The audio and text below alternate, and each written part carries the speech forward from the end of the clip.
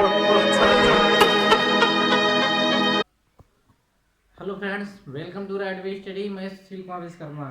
दोस्तों, आप लोग कैसे हैं? उम्मीद है अच्छे होंगे। तो दोस्तों, ये क्लास उन लोगों के लिए इम्पोर्टेंट है जो कि एसएससी ग्रुप डी, डीआरडीओ और एनटीपीसी की तैयारी करते हैं। तो दोस्तों, बिना किसी देरी के सेशन की स्टार्ट करता हूँ।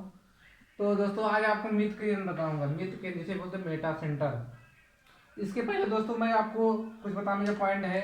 जो हमारा ये हाइड्रोलिक ब्रेक है, हाइड्रोलिक प्रेस है और हाइड्रोलिक लिफ्ट है। ये सब जो है कौन कौन से हाइड्रोलिक ब्रेक है और कौन क्या हो गया, हाइड्रोलिक प्रेस हो गया और हाइड्रोलिक लिफ्ट हो गया।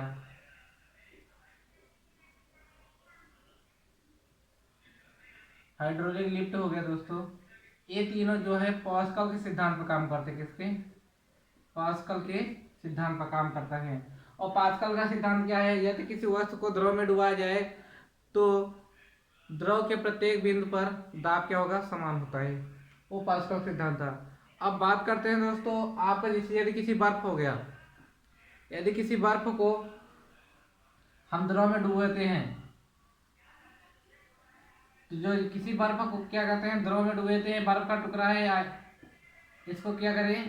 पानी में जब डुबाते हैं, इसका 1/10 भाग क्या होता है? पानी के ऊपर रहता है। 1/10 भाग क्या होता है? पानी के ऊपर रहता है। और ये 9/10 क्या होता है? पानी के नीचे रहता है। ठीक है, 1/10 भाग क्या होता है? पानी के ऊपर रहता है। अब बात करते हैं दोस्तों, ये बर्फ जो है अगर किसी बर्तन में रखा गया है तो यदि इस बर्तन में क्या होगा? बर्फ पिघल जाएगी तो इसका क्या होगा? आ, बर्फ अगर पिघल जाएगी तो पानी की मात्रा बढ़ जाएगी, घट जाएगी, अपरिवर्तित रहेगा। इस तरह के प्रश्न पूछे जाते हैं। तो दोस्तों, यदि किसी बर्फ को पानी में डुबो दिया जाता है तो इसका आयतन ना तो बढ़ेगा ना तो घटेगा। क्या रहेगा? अपरिवर्तित, नो चेंज होगा। ठीक है, क्या होगा? नो चेंज, यानी इसका आयतन वॉल्यूम क्या होगा? इसका वॉल्यूम क्या होगा? नो चेंज होगा। आयतन नो चेंज, नहीं चेंज होगा। ठीक है, अब बात करता हूँ दोस्तों, इस तरीके से अगर मान लीजिए कोई तैराक है, ठीक है, वो क्या कर रहा है? तैर रहा है। तो मान लीजिए नदी में तैर रहा है, नदी के बाद नदी में तैर रहा है, नदी से किस में तैरने जा रहा है? अगर समुद्र में तैरने जा रहा है तो उस पर उसको कुछ कम मेहनत करना पड़ेगा, उसको तैरने में आसानी होगा। क्योंकि दोस्तों, समुद्र का जो घनत्व होता है वो नदी के पानी के यानी सामान्य पानी के घनत्व से क्या होता है? अधिक होता है। यानी सामान्य पानी की अपेक्षा समुद्र में तैरना क्या है? आसान है। अब बात करता हूँ दोस्तों, यदि किसी यदि कोई नाव है, यदि कोई नाव है समुद्र में क्या कर रहा है? तैर रहा है। मान लीजिए नदी में तैर रहा है, रिवर में नदी में तैर रहा है, नदी में तैर रहा है, नदी से किस में जाता है? समुद्र में जाता है। किस में जाता है? समुद्र यानी सी में जाता है। ठीक है, किस में जाता है? समुद्र जब जाएगा तो उसमें क्या होगा दोस्तों? जब समुद्र में जाएगा तो उसका लेवल क्या होगा? थोड़ा सा क्या हो जाएगा? उठ जाएगा। तो दोस्तों, प्रश्न पूछा इस तरह पूछा जाता है, यदि कोई नाव नदी से समुद्र में जाता है तो उसका तल ऊपर हो जाता है, नीचे रहता है कि अपरिवर्तित रहता है, तो उसका तल कुछ ऊपर उठ जाता है। ठीक है दोस्तों, याद रखना। अब आपको बताने जा रहे हैं दोस्तों, मेटा सेंटर क्या होता है। मेटा सेंटर क्या होता है दोस्तों? यदि कोई तैरती वस्तु है, मान लीजिए कोई तैरती वस्तु है, ठीक है, इसके द्वारा विस्थापित द्रव का जो गुरुत्व केंद्र होगा उसे क्या कहेंगे? उत्प्लावन केंद्र कहेंगे। क्या कहेंगे? उत्प्लावन केंद्र कहेंगे। ठीक है, उसके क्या कहेंगे? उत्प्लावन केंद्र। उत्प्लावन केंद्र से होकर जाने वाली ऊर्ध्व रेखा जिस बिंदु पर इससे होकर जाने वाली ऊर्ध्व रेखा है, उत्प्लावन केंद्र से जिस बिंदु पर काटती है उसे क्या कहते हैं? उत्प्लावन केंद्र कहते हैं। उत्प्लावन केंद्र से होकर जाने वाली ऊर्ध्व रेखा जिस बिंदु पर जिस बिंदु पर गुरुत्व केंद्र को काटती है, किसको? गुरुत्व केंद्र को क्या करती है? काटती है,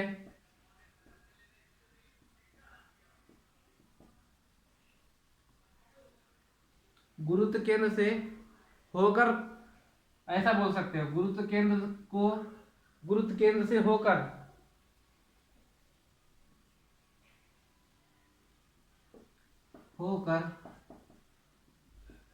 जाने वाली, गुरुत्व केंद्र से होकर जाने वाली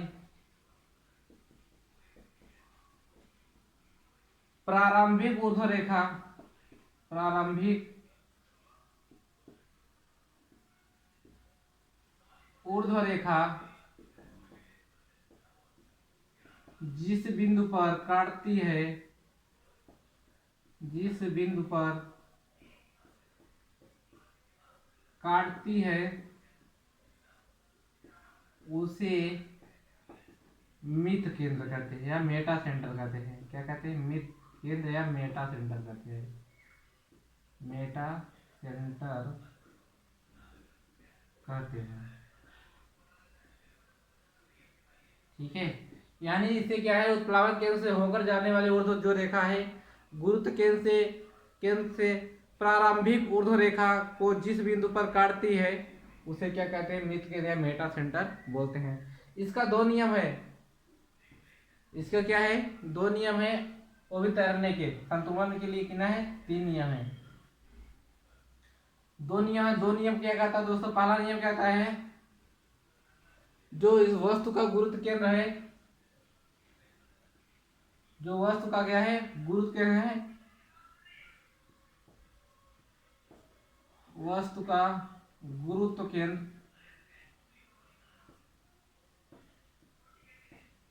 मेटा सेंटर के ऊपर होना चाहिए। इसके मित केंद्र के ऊपर होना चाहिए, मेटा सेंटर के ऊपर होना चाहिए, के ऊपर होना चाहिए। दूसरा पॉइंट बोलता है क्या दोस्तों? यदि कोई वस्तु क्या है, द्रव को विस्थापित करता है तो द्रव द्वारा हटाए गए, यदि कोई वस्तु क्या करता है दोस्तों?